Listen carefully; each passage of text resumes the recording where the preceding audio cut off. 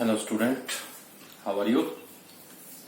I wish all of you are fine. Today we will discuss Biot-Savart law, next topic of unit 3rd. Starting हमने की थी जो magnetic field से कैसे magnetic field जो वो हमारे पास क्या है कि आपने प्रोड्यूस जो है करवाया, करंट कैरिंग कंडक्टर जो है वो किस तरह से हमारे पास क्या है अपने सराउंडिंग मैग्नेटिक फील्ड जो प्रोड्यूस करता है। हमने ऑस्टेड एक्सपेरिमेंट के बारे में जो स्टडी किया। Now we will discuss about Biot Savart law. तो ये हमारे पास क्या है, आपको स्मॉल करंट एलिमेंट्स जो है हमारे पास एक पार्ट जो है, एक छोटा सा पार्ट अगर हम कोई करंट कैरिंग कंडक्टर का ले लें और उस करंट कैरिंग कंडक्टर के उस स्मॉल पार्ट के कारण, मतलब यहाँ स्मॉल करंट एलिमेंट हमें बनाना पड़ेगा। उस स्मॉल करंट एलिमेंट के कारण किसी पॉइंट्स पे कितना मैग्नेटिक फील्ड प्रोड्यूस होगा वो आपको इस लॉ से जो है वो मिल जाएगा। क्या कहते हैं, देखो हमारे पास जैसे ये एक मैंने कंडक्टर लिया ए बी, आई इसमें से करंट फ्लो हो रहा है। इस आई का टोटल हम नहीं निकाल सकते इस लॉ के अकॉर्डिंग, लेकिन इसमें से कोई एक छोटा सा पार्ट, जैसे मैंने क्या लिया, डीएल लेंथ का एक हमारे पास के है स्मॉल पार्ट जो है वो ले लिया। आई अगर इसमें से करंट फ्लो कर रहा है तो आई डीएल हमारा करंट एलिमेंट बन गया। उस करंट एलिमेंट के कारण पी पॉइंट्स जिसकी डिस्टेंस इससे है आर, परपेंडिकुलर डिस्टेंस जो है इस करंट एलिमेंट की पी पॉइंट से वो हमारे पास क्या होगी, आर होगी, और हमारे पास क्या एंगल जो ये फॉर्म अप कर रहा है वो हमारे पास क्या होगी, थीटा। तो आपको क्या करना है, देखो कि इस पी पॉइंट्स पे जो मैग्नेटिक फील्ड होगा, स्मॉल मैग्नेटिक फील्ड डीबी, वो अकॉर्डिंग टू बायोट-सावर्ट लॉ जो है फर्स्टली हमारे पास क्या है, डायरेक्टली प्रोपोर्शनल होगा करंट इन द कंडक्टर। इसमें से करंट कितना फ्लो हो रहा है। दूसरा हमारे पास क्या है, डायरेक्टली प्रोपोर्शनल होगा लेंथ एलिमेंट्स के, जो भी आपने लेंथ एलिमेंट जो हमारे पास रियल लेंथ एलिमेंट लिया है उसके। थर्ड है हमारे पास क्या है, ये डायरेक्टली प्रोपोर्शनल होता है sine of angle between length element and displacement vector. यहां से यहां तक डिस्प्लेसमेंट कितना है, उस डिस्प्लेसमेंट वेक्टर के बीच का जो एंगल है वो हमारे पास क्या है, थीटा हो जाएगा। और इनवर्सली प्रोपोर्शनल है स्क्वायर ऑफ डिस्टेंस के। यहां से हमारे पास डीएल जो स्मॉल करंट एलिमेंट्स आपने दिया उसकी पी पॉइंट से डिस्टेंस कितनी है उसके स्क्वायर के हमारे पास क्या है, इनवर्सली प्रोपोर्शनल है। किसके अकॉर्डिंग है, ये बायोट-सावर्ट लॉ के अकॉर्डिंग। तो ध्यान रखना, बायोट-सावर्ट लॉ एक ऐसा लॉ है जो आपको स्मॉल करंट एलिमेंट्स के लिए किसी पॉइंट पे मैग्नेटिक फील्ड कितना प्रोड्यूस होगा वो आपको ये बताएगा। वो मैग्नेटिक फील्ड जो है due to small current element, small है इसलिए हमने डीबी लिया, टोटल नहीं देंगे। तो डीबी जो वो डायरेक्टली प्रोपोर्शनल होगा करंट कितना जा रहा है उसमें से, डायरेक्टली प्रोपोर्शनल होगा लेंथ के, जो आपने करंट एलिमेंट लिया स्मॉल करंट एलिमेंट उसकी लेंथ कितनी है, डायरेक्टली प्रोपोर्शनल होगा angle between current element and displacement vector. R है ये डीएल एलिमेंट, इन दोनों के बीच का एंगल हमारे पास कितना बन रहा है, उसके साइन ऑफ थीटा के हमारे पास क्या है, डायरेक्टली प्रोपोर्शनल होगा sine of angle between current element and radius factor, and also inversely proportional to square of distance of current element from point P। ये होता है हमारे पास। तो अगर मैं इन सभी को कंबाइन करूं तो देखो बायोट-सावर्ट लॉ के अकॉर्डिंग डीबी जो है वो किसके डायरेक्टली प्रोपोर्शनल आ गया, I dl sine theta upon r square. अब डायरेक्टली प्रोपोर्शनल का साइन हटाएंगे तो कोई ना कोई हमें क्या है कांस्टेंट जो है वो अप्लाई करना पड़ेगा। जैसे मैं एक कांस्टेंट लगाता हूं के आइडियल साइन थीटा अपॉन क्या बन गया अपने पास, आर स्क्वायर। क्लियर है। इस के की वैल्यू जो है वो हमारे पास है in SI system mu naught upon 4 पाई। किसकी इक्वल होती है हमारे पास, म्यू नॉट अपॉन 4 पाई। म्यू नॉट अभी हम डिस्कस करते हैं, इसको मैग्नेटिक परमिएबिलिटी जो है वो बोला जाता है। और के जो है वो इन सीजीएस सिस्टम अगर हम बात करें तो 1 होता है। सीजीएस सिस्टम इसकी वैल्यू क्या है, 1 है। इन एसआई सिस्टम जो डीबी है वो हमारा क्या बन जाएगा, mu naught upon 4 pi I dl sine theta upon r square. ये वैल्यू जो है वो हमारे पास आ जाती है। अब बात करते हैं म्यू नॉट की। म्यू नॉट क्या है, इसको बोलते हैं मैग्नेटिक परमिएबिलिटी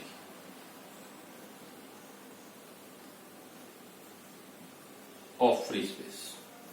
यहां पे हम क्या कंसीडर करके चले हैं, जो करंट एलिमेंट है और जो पी पॉइंट्स है उसके बीच में जो हमारे पास है स्पेस जो है वो फ्री है, या फिर आपके पास क्या एयर हो तो इसको हमारे पास हम यूज कर सकते हैं म्यू नॉट मैग्नेटिक परमिएबिलिटी। और जो हमारे पास के हैं म्यू नॉट अपॉन 4 पाई या म्यू नॉट की वैल्यू जो है वो हमारे पास है 4 pi into 10⁻⁻⁷ weber per ampere metre, weber per ampere metre. ये हमारे पास के हैं कि वैल्यू जो है वो आ जाती है इसकी, किसकी, म्यू नॉट की वैल्यू जो है, मैग्नेटिक परमेबिलिटी जो है उसकी वैल्यू आपके पास क्या है, ये वैल्यू जो है वो आ जाएगी। आप यूनिट जो यहां से निकाल सकते हो। देखो हमारे पास क्या है, म्यू नॉट की वैल्यू जो है वो हमारे पास क्या बन जाएगा, म्यू नॉट अपॉन 4 पाई, चलो 4 पाई तो हमारे पास कॉन्स्टेंट है, क्या बनेगा, dB r square upon I dl sine theta. इन सभी की यूनिट्स पुट करो, आपके पास क्या है, म्यू नॉट की यूनिट्स जो है वो आप निकाल सकते हो। मैग्नेटिक फील्ड हमारे पास है उसकी पुट कर दो, आर डिस्टेंस है उसकी पुट कर देते हैं। बाकी हमारे पास है कि आप जो यूज करोगे तो वो आपके पास यूनिट्स जो है वो आ जाएंगे। इस तरह से आप जो है वो इसको फाइंड आउट कर सकते हो। तो ये हमारे पास आ जाती है, यहां से निकाल के देखते हैं अपनी ये करेक्ट है या नहीं है। तो डीबी की होगी हमारे पास weber per metre square, distance की मीटर स्क्वायर, करंट की एम्पियर, लेंथ की मीटर, थीटा की कुछ होगी नहीं, ये हमारा कैंसिल हो गया। तो weber per ampere per metre आएगा, weber per ampere per metre जो वो हमारे पास है कि इसकी जो है वो यूनिट्स हो जाती है। क्लियर है। या फिर आप क्या कर सकते हो, 1 वेबर पर मीटर स्क्वायर को आप क्या है, टेस्ला यूज कर सकते हो। तो अगर इसके हमारे पास क्या है, जगह मैं टेस्ला यूज कर लूं तो यही यूनिट्स मेरे पास क्या बन जाएगी, टेस्ला, मीटर से एक पावर इसकी कैंसिल हो जाएगी, मीटर पर एम्पियर। तो आप ये यूनिट्स भी यूज कर सकते हो इसकी, 4 पाई इंटू 10⁻⁻⁷ टेस्ला मीटर पर एम्पियर। क्लियर हो गया। तो दोनों में से आप कोई भी यूनिट्स जो वो आपके यूज कर सकते हो। तो ये है अपने पास बायोट-सेवार्ट लॉ।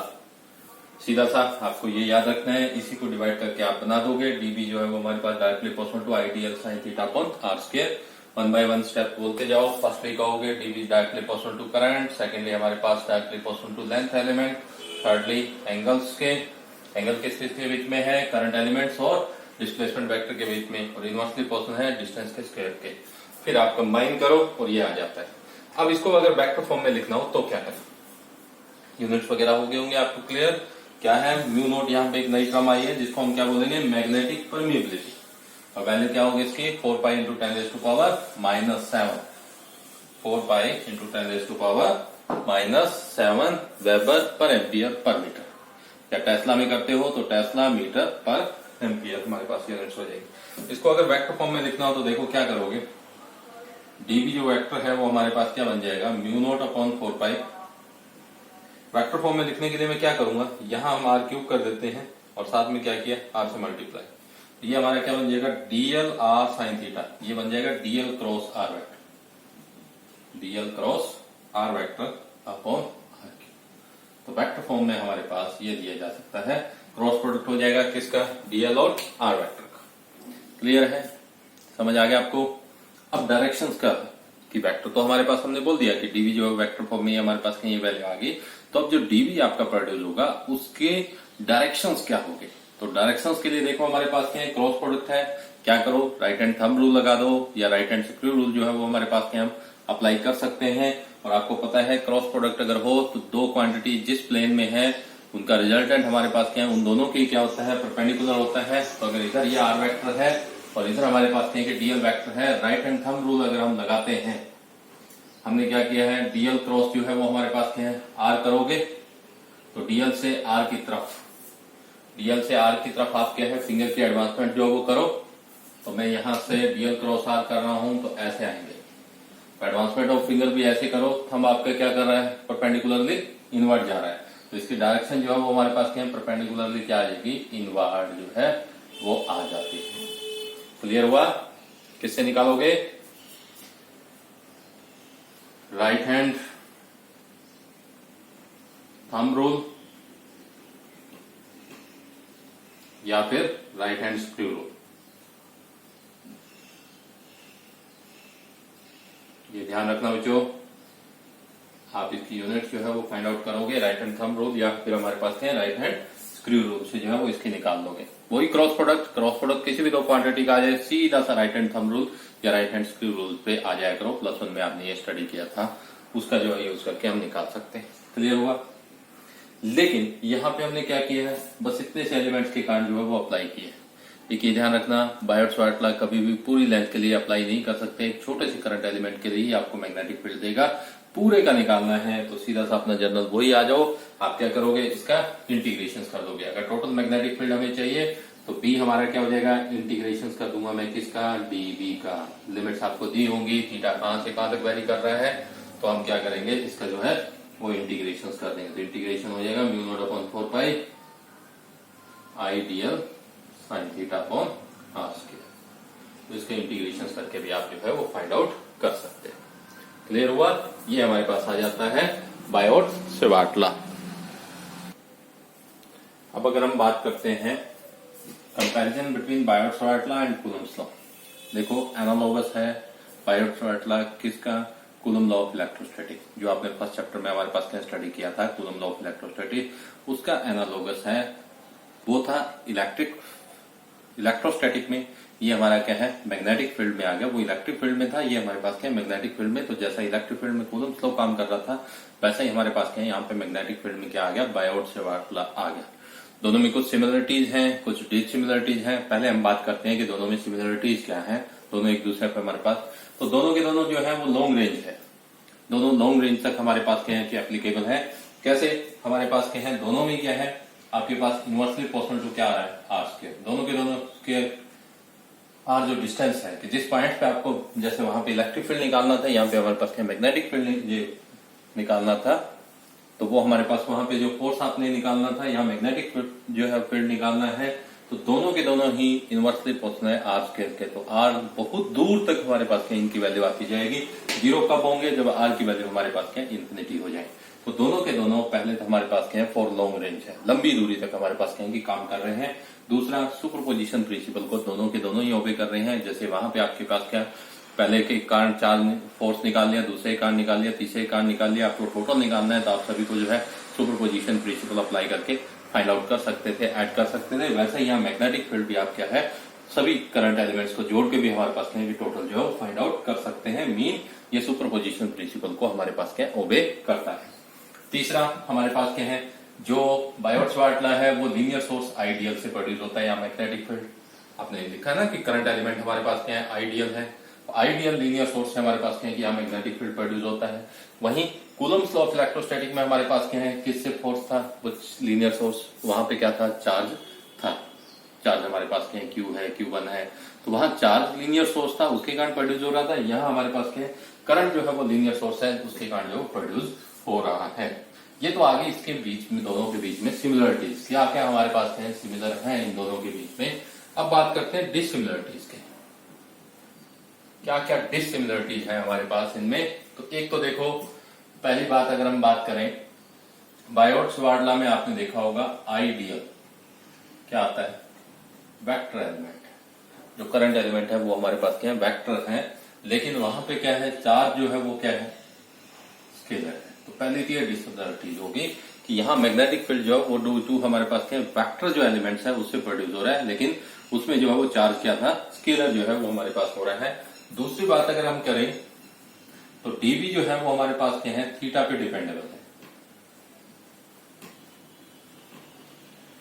कि आर और करंट एलिमेंट आइडियल के बीच में एंगल कितना है उस पर हमारे पास क्या है डीवी जो वो डिपेंड कर रहा है। मतलब बायोट-सवार्ट लॉ में हमारे पास क्या है डीवी जो वो थीटा पे डिपेंडेबल है। लेकिन कूलम्ब्स लॉ में अगर हम बात करें, याद होगा ना सभी को कूलम्ब्स लॉ क्या था, F = 1/4πε0 Q1 Q2 upon r square. तो इसमें देखो कहीं भी थीटा नहीं है आपके पास, कहीं भी हम जो है वो थीटा का यूज जो है वो नहीं कर रहे हैं। ये है हमारे पास जो आपने यूज किया है। एक आपके पास उसमें कोई स्मॉल वाला हमारे पास कहें कि रूल नहीं था, ये स्मॉल ही करंट एलिमेंट्स पे हमारे पास कहें कि अप्लाई किया जा सकता है। लार्ज जो करंट एलिमेंट्स है उस पर जो है वो अप्लाई नहीं होगा, ये ध्यान। ठीक है, अब थर्डली देखो हमारे पास क्या है, जो फोर्स लगेगा वहां पे वो क्या था डिस्प्लेसमेंट वेक्टर के अलोंग था। Q1 Q2 जैसे दो हमारे पास चार्ज थे, आर जो है वो डिस्प्लेसमेंट वेक्टर इसके अलोंग जो है वो हमारे पास अप्लाई हो रहा था। लेकिन डीबी जब फाइंड आउट कर रहे हैं तो ये हमारा क्या आ रहा है, डीएल क्रॉस आर वेक्टर। तो इनका रिजल्टेंट क्या आएगा, इन दोनों के हमारे पास क्या है, परपेंडिकुलर आएगा। ये है डिस्प्लेसमेंट वेक्टर के अलोंग, जो डिस्टेंस हमारे पास दोनों के बीच में उसी के अलोंग होगा, लेकिन यहाँ पे डीबी जो है वो दोनों के हमारे पास क्या है, परपेंडिकुलर होता है। नेक्स्टली मैग्नेटिक फील्ड में आता है mu naught, magnetic permeability of free space. लेकिन जो इलेक्ट्रिक फील्ड वाला है आपको कूलम्ब्स तो है, उसमें क्या था, एप्सिलॉन नोट था। म्यू नोट की वैल्यू हमारे पास कितनी थी, म्यू नोट की अगर हम वैल्यू निकालें तो वो हमारे पास कितनी थी, 4 पाई इंटू 10⁻⁷। और एप्सिलॉन नोट की वैल्यू हमारे पास कितनी आ जाती है, 9 इंटू 10⁻⁹ न्यूटन मीटर स्क्वायर पर कूलम। यही तो वैल्यू हमारे पास जो है ये आ गई। और इसमें क्या था, वेबर मीटर पर एम्पियर, ये जो वैल्यू थी हमारे पास आ जाती है। तो अगर मैं इन दोनों को मल्टीप्लाई करता हूं, देखो mu naught into epsilon note निकालता हूं, ये थी अपने पास 1/9 इंटू 10⁻⁹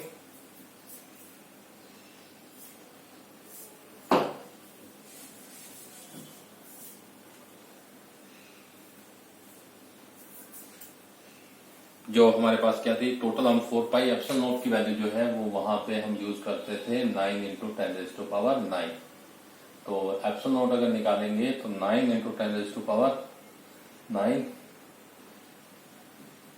अपॉन 4 पाई हो जाएगा हमारे पास।